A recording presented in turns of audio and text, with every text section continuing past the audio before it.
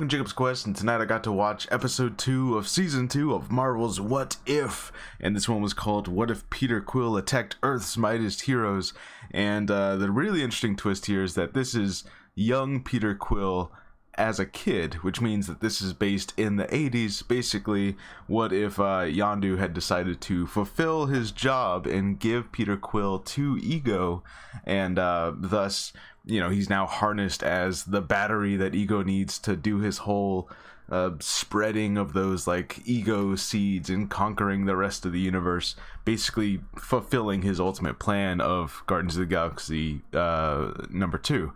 And this one's particularly interesting because it's based in the 80s. You now basically have to play with whatever heroes they had in the moment, and some of them were pretty unexpected. I did not, obviously the trailers had given away some of the people that were going to be here, but others, like for example Goliath, I did not expect.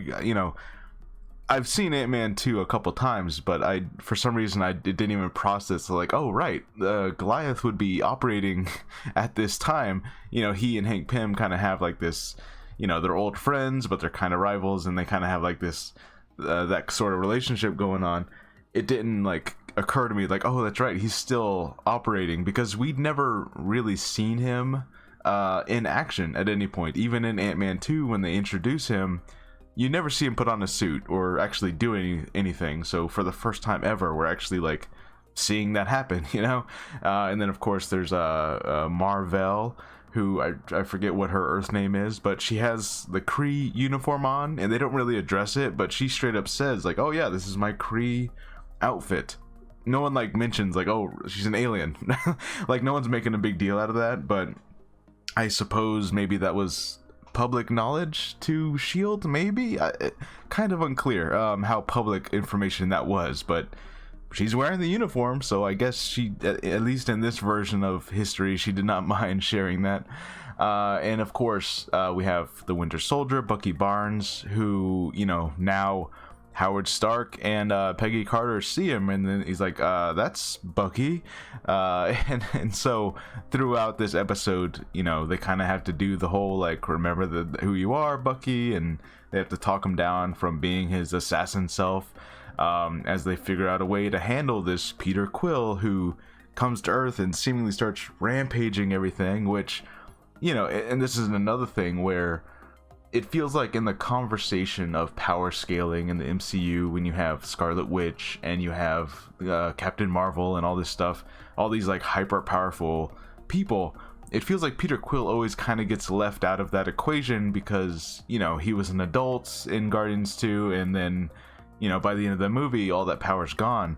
But yeah, you really think about it, it's like if he had held on to that power of Ego, his source as like the celestial power source that he has, he would be like up there at that level, like he can like just create things out of the ground and form things around him, and like, he's maybe not Scarlet Witch levels, but he's up there, so you think about how devastating he would be, especially as a kid, like with that kind of power. It's like, oh yeah, I guess this all adds up, you just never really think about it because that's not the situation that we have in the movies. But yeah, pretty crazy stuff. Basically, they all team up to try and beat him. He's able to take them all out, but Ego shows up, so they're able to convince Peter to help them take out Ego, and it's all really cool and epic. And by the end of the episode, they essentially have their what would you call it, like an 80s Avengers, I guess. It's whoever was around in the 80s. They're now members of the Avengers, which is funny, of course, because Thor shows up, and he's just normal Thor, because he's already thousands of years old. So it's kind of another thing you don't think about. It's like, oh yeah, I guess he would just be exactly the same. Like, why? Like, oh, he's 2 decades younger. What does that matter to him? So yeah, Thor is just Thor. He's still just there. So that's kind of fun. But yeah, we do see that Ego / Peter kind of both destroyed Asgard, and they destroyed a bunch of other realms, and that's why Thor shows up. And but yeah, by the end of it, we basically have our pseudo Avengers. Interestingly enough, we do get one thing answered that has never really been addressed before. So we know obviously Captain America's shield, vibranium in World War II, and you know, Howard's like, this is the only piece that we have of it. It's all that we got, right? It was never really addressed how they got that vibranium, because even people like, you know, much later in the timeline, like Claw, you know, he like barely was able to get some, and then he sells it on the black market and stuff like that, Age of Ultron, etc., right? You know, but how did they get it in World War II? Obviously, Claw was not there in World War II operating to sell it to Howard Stark, so now we get it addressed that T'Chaka's dad, so T'Challa's grandfather, helped out the government, I guess, by giving them a little bit of vibranium that they turned into Captain America's shield. So, you know, kind of interesting that's like the smallest little question mark that most people probably don't even bother thinking about, but now we know. Now we know specifically where that vibranium came from, because I have to assume that the same is true in our normal timeline, because, you know, they're just mentioning a thing that happened even earlier in the past. So assuming that still happened in our normal sacred timeline, now we know that vibranium came from. That's pretty cool. And I have to imagine that this is a team, you know, because it kind of ends on a good note. They have Peter Quill on their side, so now they got like a major superpower on this like 80s Avengers team with them. So I have to imagine that in whatever culminating event is going to happen by the end of this season, this version of the Avengers is going to play a major part in that, because, you know, you got a young Peter Quill with the power of a Celestial, you know, so he's going to play a factor somehow. So that's pretty cool. I really enjoyed this episode.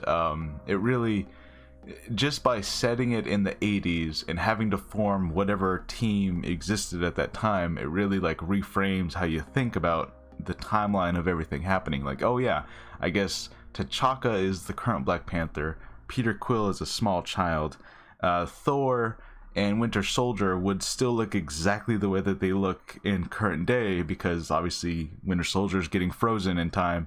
Thor is thousands of years old, so he would not look any different. You know, a matter of couple decades means nothing to him. So, you know, you start thinking about like, oh, that's right. Depending on who you're talking about, it'll have to be a completely different character, like Hank Pym, or it'll just be Thor is Thor. Yeah. So yeah, pretty cool. I really enjoyed this one. Yeah, just I have to assume this is gonna play a part later, and it really like helps you put into perspective timelines and the way that events played out in the MCU. One little decision, you know, and that, I think that's what I like most about this series, is that like, yeah, just one little decision can drastically alter everything. And I think this was a really good demonstration of that. Like, oh yeah, I guess if Yondu had decided to just go through with his job, all of this would have happened. Drastically different. But yeah, I enjoyed this one. Let me know what you guys think, and I'll see you guys on the next episode. Bye.